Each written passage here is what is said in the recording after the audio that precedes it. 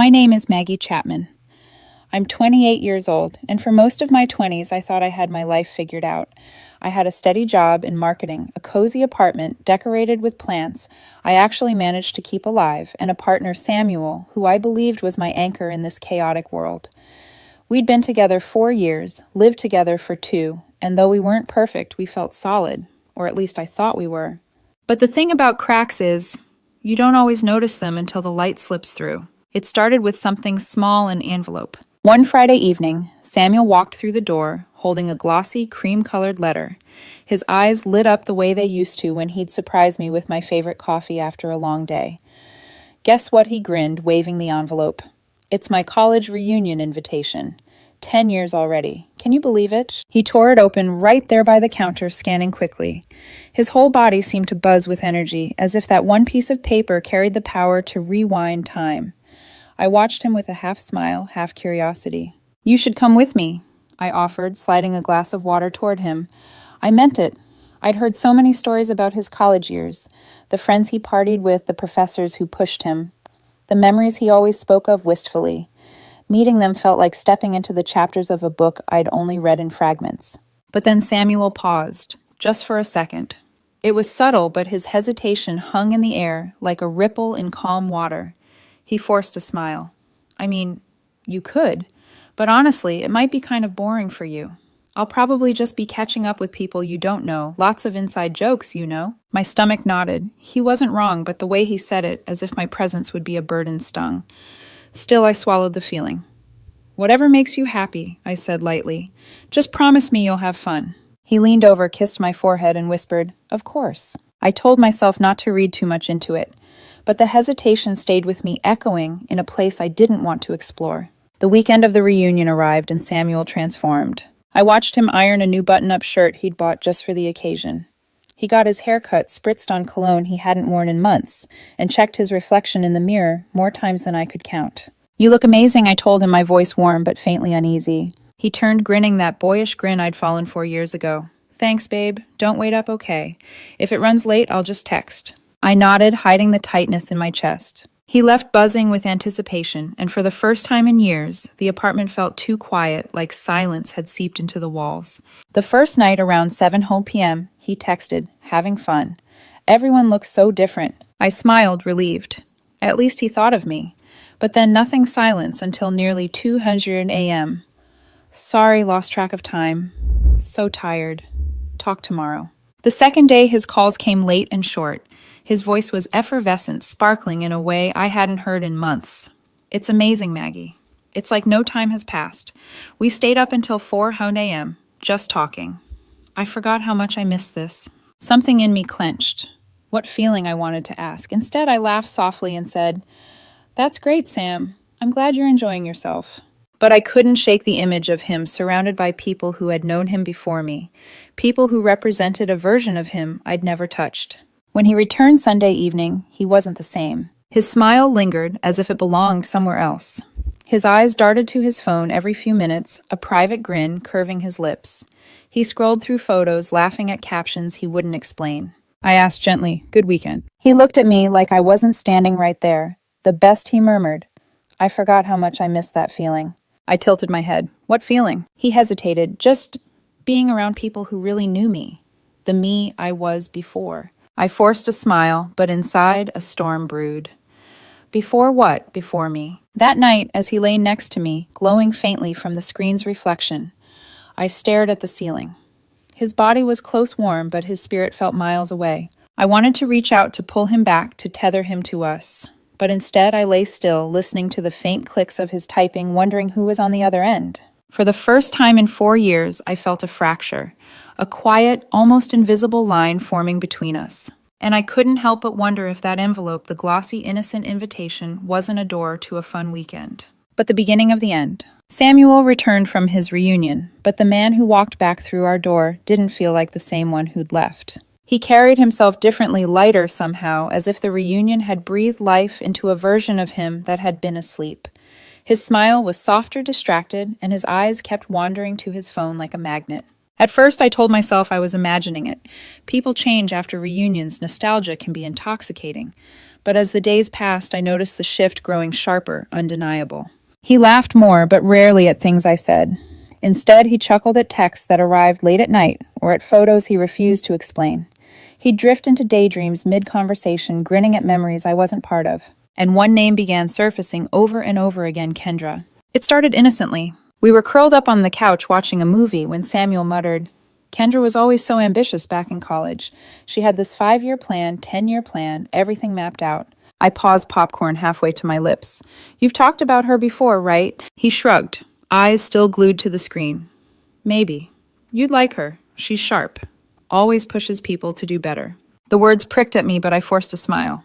"Sounds intense." "Yeah," he said with a soft laugh, but in a good way. Over the next week, Kendra's name kept sliding into our conversations like an uninvited guest. Did I ever tell you how Kendra once convinced half our class to join a startup competition? Kendra just opened her own firm, travels everywhere for clients. Kendra always said I was too smart to just settle into routine. The repetition was maddening, each mention of her name, another stone added to the weight in my chest. One night, while I was chopping vegetables for dinner, Samuel leaned against the counter, his tone oddly serious. "Don't you ever wonder if we're too comfortable?" I set the knife down slowly. "Comfortable isn't bad, Sam. We built this together." He gave me a look that sent chills down my spine. "But are we growing? Don't you want more?" I blinked, thrown off balance. "More what?" "More," he repeated, vague but insistent. "Travel ambition, building something bigger than this." He gestured at our small but cozy apartment, the home we'd both once been proud of. His words cut deeper than I admitted. I stirred the pot in silence, afraid that if I spoke, my voice would crack. That night, unable to sleep, I did something I'd never done before. I looked her up. Kendra. Her social media was a highlight reel of success. Elegant business dinners, airplane windows with city skylines beneath, dresses that looked custom-fitted, smiles that radiated confidence. And there, nestled between the glamour, were photos from the reunion. Samuel and Kendra side by side, their shoulders brushing. His grin, wide unguarded, was one I hadn't seen in years. My stomach twisted, the glow I'd noticed when he came home. It wasn't about nostalgia, it was about her. The days that followed blurred together in a haze of suspicion and aching quiet. Samuel stayed late at work, more often his explanations thin. He stepped outside to take calls, lowered his voice when I walked by, and laughed at things I would never hear. I tried to pretend nothing was wrong, but my chest felt hollow, as though some essential piece of us had already been carved away. And then one evening, while searching for the spare car keys in his bag, my hand brushed against something unexpected. Receipts. 2 of them. From hotels in our city. Dated within the last 2 weeks. My blood ran cold. Samuel never mentioned any hotel stays. Not for work, not for friends, nothing. I stood frozen in our kitchen, the receipts trembling in my hand. And in that instant, the truth I'd been trying so hard to ignore became undeniable. Something had changed. And whatever it was, it had Kendra's name written all over it. I held the hotel receipts in my trembling hands, the paper cutting into my fingers, as if it wanted to make sure I felt the sting twice over. When Samuel came home that night, humming under his breath, loosening his tie like nothing in the world was wrong, I knew I couldn't bury it anymore. I stood in the living room, the receipts clenched so tightly they crumpled into my palm. "Sam," I said, my voice sharper than I intended. He froze, keys still in hand. "Yeah." I held the papers up. "Explain these." His smile faltered. For a moment, the silence between us was so loud, I could hear my own heartbeat thundering in my ears. He looked at the receipts, then back at me. His jaw tightened. "You went through my bag." I almost laughed, sharp, bitter, humorless. "Don't do that. Don't turn this into me snooping. I was looking for the car keys, the ones you told me to grab. These just happened to be there. So, why hotels? Why here in our city?" His shoulders slumped slightly, but instead of answering, he tried to brush past me toward the kitchen. I blocked his way. "Sam," I said, my voice breaking now. "Please, just tell me." He exhaled heavily like a man carrying too much weight. "It's not what you think." My grip tightened on the receipts. "Then what is it?" He hesitated, eyes darting away. "Kendra was visiting the city for work. We met up." My stomach sank. "In hotels?" "In the lobby at first. Then in her room sometimes. We just talked." My throat went dry. "Talked," I repeated. "That's all?" He rubbed the back of his neck, guilt painting his features. "Not physically. I swear, Maggie. Nothing happened. But we connected again. And it felt good." I sank onto the couch, the world tilting around me.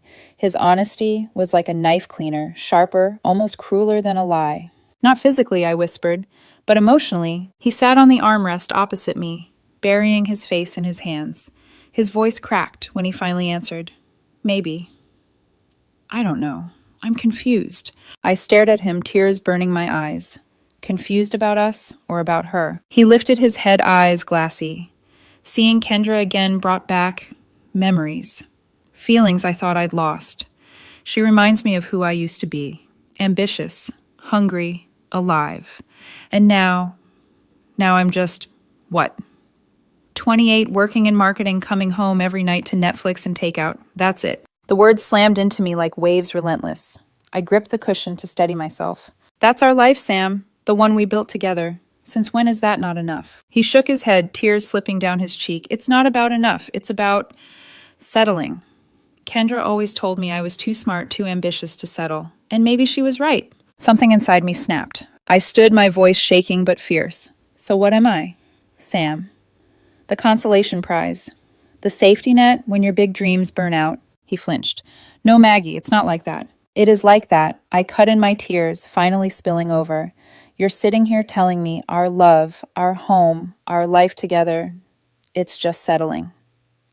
Do you even hear yourself? He looked at me with tortured eyes, and then he whispered the words that shattered me completely. Sometimes I wonder what my life would have been like if I'd chosen differently. The room went dead silent. I stared at him, my chest aching so badly it hurt to breathe. For a long moment I couldn't speak, and then quietly I forced the words out. Then maybe you should find out. His eyes widened. Maggie, no, that's not what I meant. Yes, it is, I said firmly, though. My voice trembled. You've been comparing us, comparing me to some fantasy of who you think you could have been. You're not happy here. You're not fulfilled. You think I'm holding you back, so don't. Don't let me hold you back. Tears streamed down his face as he reached for me, but I stepped back. Are you breaking up with me? He whispered. I swallowed hard. I'm telling you to choose. And if your heart is already halfway with Kendra, then you've already made that choice. We sat in silence for hours after that. He cried. I didn't. I was too numb, too hollow, too broken to muster the release of tears. By dawn, the decision was clear. I need to see where this goes with her, Samuel finally said, his voice hoarse. I nodded, my body cold. Then go. But don't expect to come back when you realize what you've lost. That's not fair, he whispered. What's not fair, I shot back, is asking me to be your backup plan while you chase someone else. He moved out the following weekend. I helped him pack. My hands folded his shirts, zipped his suitcase, placed his toothbrush in a plastic bag.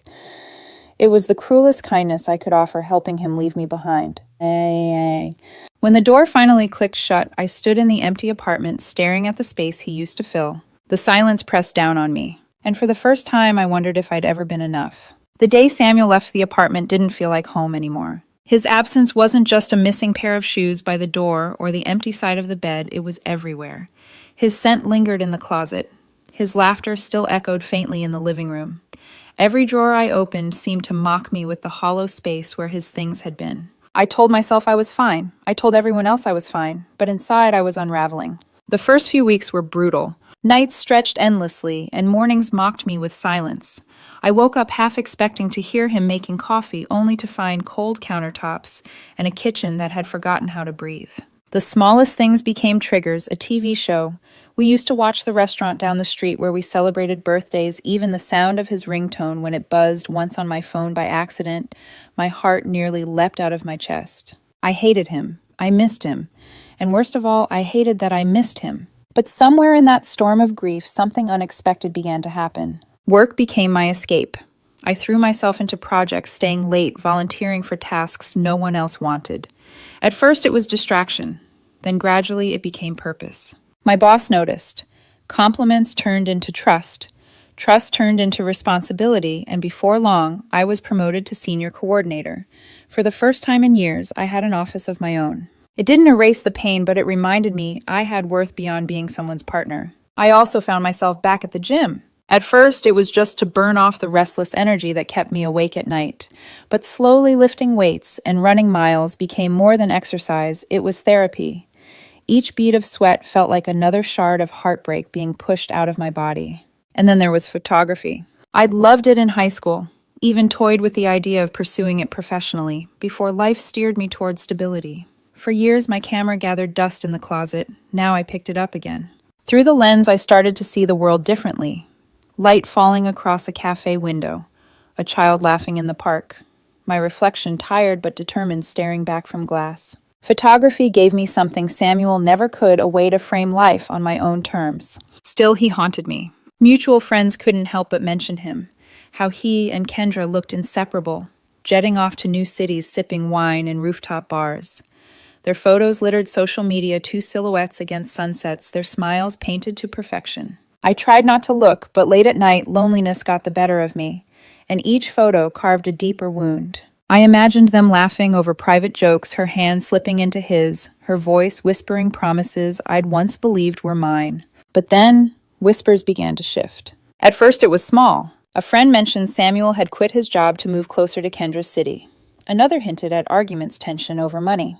Someone else muttered that Kendra's firm wasn't as successful as it appeared, that her glamorous lifestyle was financed by credit, not profit. And slowly the cracks appeared. One friend confided to me, "Maggie, honestly, he doesn't look happy. He looks tired, like he's chasing something he'll never catch." I should have felt vindicated. Instead, all I felt was sorrow. Because beneath the betrayal, beneath the anger, part of me still remembered the man who used to bring me tea when I was sick, who danced with me in the kitchen at midnight, who once looked at me like I was the only person in the world. But that man was gone, and the one left behind had chosen a fantasy over reality. By the end of that year, I realized something important. Yes, Samuel had left me. Yes, he had broken me in ways I never thought possible. But in his absence, I was rebuilding.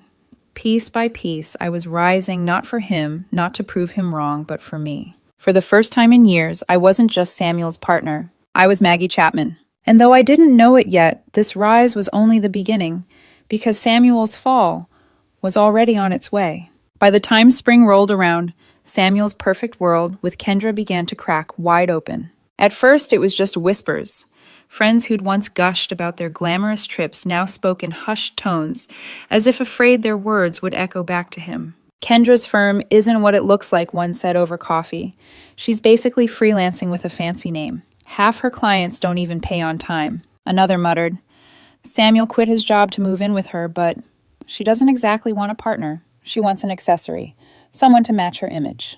And when I accidentally scrolled past one of her posts late one night, the truth was written on his face. Samuel wasn't glowing anymore. He looked gaunt, eyes shadowed. His smile stretched too thin to be real. It didn't take long for the rumors to solidify into facts. Kendra was controlling, especially about money. Her credit cards bought the suits, the dinners, the trips. Samuel, once proud of his independence, now leaned on her for everything. And she made sure he knew it. She belittles him, another friend admitted, calls him unambitious, says she needs someone who can keep up. The irony burned. Samuel had left me because he didn't want comfort, didn't want settling. And yet here he was, drowning under the weight of someone else's ambition. Then came the blow that shattered the facade completely. One night, a mutual friend called me hesitant. "Maggie, I thought you should know. Kendra's been cheating." My breath caught. Cheating? Yeah. With one of her exes, someone she reconnected with at her own college reunion. She didn't even hide it that well. The irony was so sharp, it almost made me laugh. Samuel had left me chasing the thrill of someone who represented his what if, and now she had done the same to him. A month later, the fallout hit full force. Kendra kicked him out. No savings, no backup plan, no job to fall back on. He'd burned bridges at his old company, abandoned the friends who had once supported him, and now he was left stranded homeless in a city that had once felt like a dream. For a man who'd once lectured me about settling, he had settled into something far worse, desperation. That's when the messages began. "Hey Maggie, I know things ended badly, but I just wanted to see how you're doing." I stared at my phone, my hands trembling. Deleted it. The next night, "Maggie, I made a mistake. Please, can we talk?" Delete. Then Kevin, no. Kendra. My chest tightened at the slip my brain made. Kendra was terrible. You were right about everything. You were the one who cared. Please answer. Delete. Soon it wasn't just texts. The calls started. At first I let them ring, staring at his name flashing on my screen. Then I stopped picking up altogether. Each voicemail was more desperate than the last. "Maggie, I'm so sorry. I know I hurt you. I know I don't deserve forgiveness, but I can't stop thinking about you. You're the only one who ever really loved me. I see that now. Please, I just need to hear your voice. I have nowhere else to go. I'm staying on couches living out of a bag. I'm not asking you to take me back. I just need someone to talk to. I deleted them all. My finger hovered over the button each time, but I pressed it anyway. Then came the pressure. His friends called voices coated in guilt. Maggie, he's sorry. He's learned his lesson. Can't you at least talk to him? His mother called, her voice breaking. Maggie, sweetheart, I know my son hurt you, but he's lost. You were the best thing that ever happened to him. Can't you find compassion in your heart? Each plea tore at me, reopening wounds I thought I'd stitched closed. Because compassion wasn't the issue. I did feel for him. But compassion is not the same as reconciliation. And yet, a part of me wavered. Late at night, lying awake in the quiet, I wondered if I was being too harsh. After all we'd shared 4 years together, maybe I owed him at least a conversation. Maybe. But just as the doubt began to gnaw at me, life made the choice for me. Because one afternoon, after months of silence, Samuel stopped waiting for my answer. He showed up at my office door, and the look in his eyes told me everything the man who once left me glowing with nostalgia and ambition had been reduced to a shadow. I was having one of those rare good days. The project I'd been leading at work finally wrapped, and my boss praised me in front of the entire team, and for the first time in months, I felt light, free, almost happy. That's when I heard it. Maggie. The sound of my name froze me. I looked up from my desk, and there he was. Samuel. He didn't look like the man who had left me for Kendra, glowing with nostalgia and possibility. He looked wrecked. His hair was unkempt, shorter than before, but uneven, as if cut in a rush. His clothes were wrinkled, his frame thinner, his face pale. Even his eyes, once so bright, were clouded with exhaustion and regret. For a moment, all I saw was the ghost of the man I once loved. And then reality crashed back in. What are you doing here? I asked, my voice cold, though my chest ached. I told them I was an old friend, he said quietly. That I wanted to surprise you. I gestured to the chair across from me. Fine. Sit. Say what you need to say. And then leave. The second he sat down, his composure broke. His shoulders hunched, his face crumpled, and tears spilled down his cheeks. Maggie, please, he whispered. I know I don't deserve to be here, but I have nothing left. I lost everything. Kendra was... His voice cracked. She was terrible, controlling, cruel, and she cheated on me. You were right about her, about everything. I forced myself not to flinch. He leaned forward, desperate, his hands trembling. You're the one who cared, the one who really loved me. I see that now. I was blind, Maggie. Please, give me another chance. Let me prove I can do better. I stared at him, anger and sorrow colliding inside me. Do you hear yourself? I asked softly. You didn't come back because you love me. You came back because you're broken, because you need someone to fix you. That's not true. It is, I cut in. My voice shook, but I didn't stop. You don't want me. You want security. You want comfort, because your fantasy crashed and burned, and now you remember what I gave you. But I am not your backup plan, Samuel. His tears came harder, his voice cracking. I know I hurt you, but people make mistakes. Don't you believe in forgiveness? I forgave you a long time ago, I said quietly. But forgiveness doesn't mean I let you back into my life. You chose her. You left me. And you don't get to rewrite history just because it didn't work out. The air between us grew heavy, thick with finality. And then the door opened. Maggie. I turned, and there he was, Daniel. He stepped inside, holding 2 coffees, smiling until his eyes landed on Samuel. He paused, reading the tension instantly. Sorry, didn't know you were in a meeting. Samuel blinked, confusion crossing his face. Who's... I rose from my chair, crossing to Daniel and taking the coffee he offered. The warmth of the cup in my hand grounded me. Samuel. I said, my tone calm, steady. This is Daniel, my boyfriend. Daniel gave Samuel a polite nod. Nice to meet you. Samuel's face went pale. He looked at me, his voice barely a whisper. You're with someone else. Yes, I said simply. Is it serious? His voice cracked, desperate for any thread to cling to. It is, I answered firmly. And whether it was or wasn't, it's not your concern anymore. He sat there, stunned, tears dripping onto his hands. You moved on, he murmured, more to himself than to me. I had to, I replied, because you made sure I had no choice. Samuel looked up at me, eyes raw, pleading. Maggie, please. Don't say this is it. Don't say 4 years meant nothing. My throat tightened, but I forced the words out. 4 years meant everything. That's why it hurt so much when you threw it away. But that chapter is closed. There is no going back. The silence stretched until he finally stood. His movements were slow, heavy, like a man walking through water. He lingered by the door, his back to me. Then softly he said, "For what it's worth, I really am sorry, and I really did love you." I swallowed hard. I know. And I hope you figure things out. I really do. But it won't be with me. He nodded once, then left. The door closed. And just like that, the ghost was gone. I stood frozen, heart pounding, until Daniel touched my shoulder gently. "Everything okay?" he asked. I exhaled shakily, finally allowing the tears I'd been holding back to slip free. "Yeah, it's just someone from my past trying to revisit old decisions." Daniel squeezed my hand, his presence grounding me in a way Samuel never had.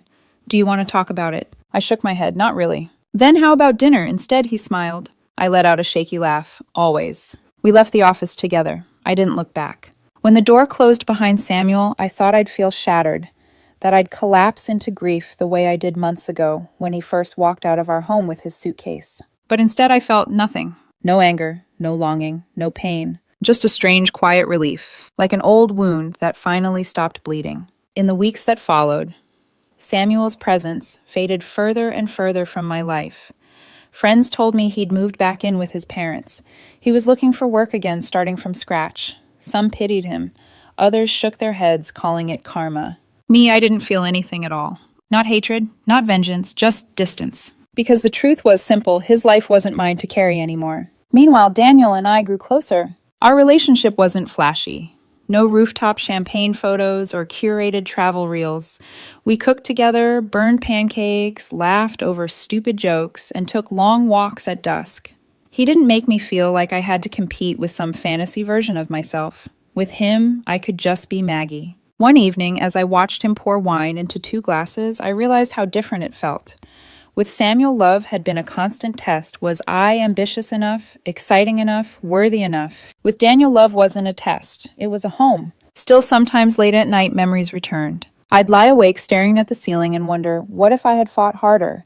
What if I had begged Samuel to stay? What if I had opened the door when he came crawling back? But each what if collapsed under the same truth. Someone who truly valued me wouldn't have risked losing me in the first place. And someone who saw me as settling never really saw me at all. That's when it clicked. The lesson I hadn't realized I was living all along. You can't make someone choose you. No matter how much you love them, no matter how much history you share, no matter how hard you fight, you can only choose yourself. And sometimes choosing yourself means letting go, even when your heart once clung to the idea of forever. Samuel thought he was trading up when he chose Kendra. He thought ambition and glamour would outweigh stability and love. Instead, he traded away the one person who loved him, not for who he could become, but for who he already was. That loss wasn't mine to carry, it was his, and I refused to let his mistake define me. Now, as I sit here telling you this story, Daniel's laughter drifts in from the kitchen, mingling with the smell of pasta sauce simmering on the stove. My camera rests on the table beside me, memory card full of snapshots from a life I built on my own terms. I am not the woman I was when Samuel left me. I am stronger, braver,